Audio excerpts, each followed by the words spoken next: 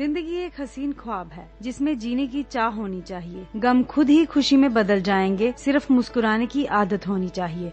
दोस्तों, हमारा आज का विषय है global warming, role of youth to overcome global warming. Global warming एक ऐसा शब्द है जिससे लगभग हर कोई परिचित है, लेकिन इसका अर्थ अभी भी हम में से अधिकांश लोगों के लिए स्पष्ट नहीं है। तो ग्लोबल वार्मिंग का तात्पर्य पृथ्वी के वायुमंडल के समग्र तापमान में क्रमिक वृद्धि से है। ऐसे कई गतिविधियां हो रही हैं जिससे तापमान धीरे धीरे बढ़ रहा है। ग्लोबल वार्मिंग हमारे बर्फ के ग्लेशियरों को तेजी से पिघला रहा है। यह धरती के साथ साथ इंसानों के लिए भी बेहद हानिकारक है। ग्लोबल वार्मिंग को नियंत्रित करना काफी चुनौतीपूर्ण है, हालांकि ये असहनीय नहीं है। किसी भी समस्या के समाधान में पहला कदम समस्या के कारण की पहचान करना है। इसलिए हमें सबसे पहले ग्लोबल वार्मिंग के कारणों को समझने की आवश्यकता है, जो हमें इसके समाधानों में आगे बढ़ने में मदद करेगा।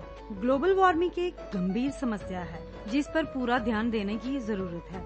ऐसा किसी एक कारण से नहीं बल्कि कई कारणों से हो रहा है।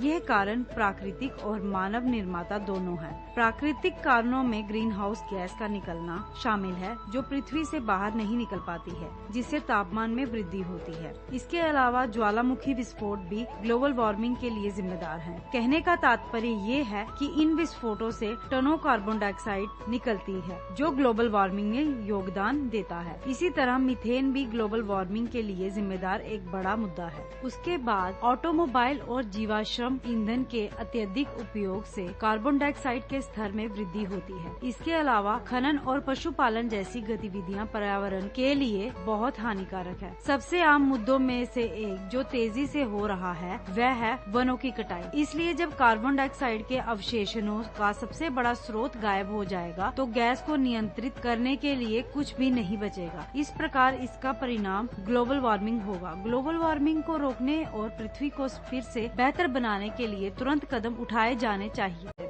ग्लोबल वार्मिंग के प्रभाव। पिछले 10 सालों में धरती के औसतन तापमान में 0.3 से 0.6 डिग्री सेल्सियस की बढ़ोतरी हुई है। आशंका यही जताई जा रही है कि आने वाले समय में ग्लोबल वार्मिंग में और बढ़ोतरी ही होगी।